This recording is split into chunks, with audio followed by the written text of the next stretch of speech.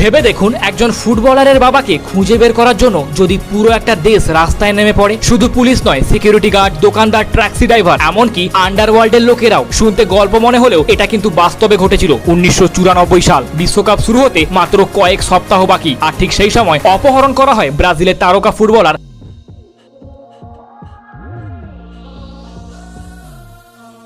কয়েকদিন পর অপহরণকারীরা ফোন করে দাবি জানায় $7 মিলিয়ন মুক্তিপণ। হুঁশিয়ারি দেয় টাকা না দিলে বাড়ি ফিরবে শুধু তার লাশ।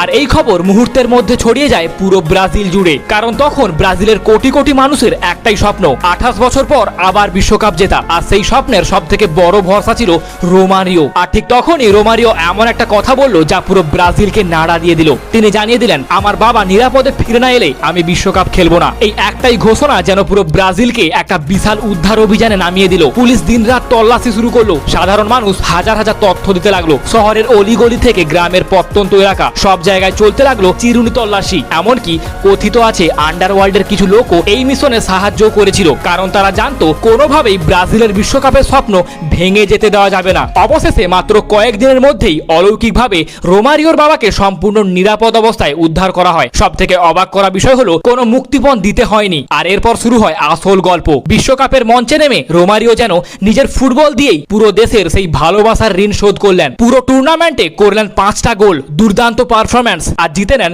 Golden ball. আর 28 বছরের দীর্ঘ অপেক্ষার অবসান ঘটিয়ে ব্রাজিলকে এনে দিলেন তাদের চতুর্থ বিশ্বকাপ। এই কারণেই ফুটবলকে শুধু একটা খেলা বলা যায় না, কখনো কখনো ফুটবল হয়ে ওঠে একটি দেশের আশা, ভালোবাসা আর আবেগের নাম। আর রোমারিওর এই ঘটনা তারই এক অবিশ্বাস্য প্রমাণ।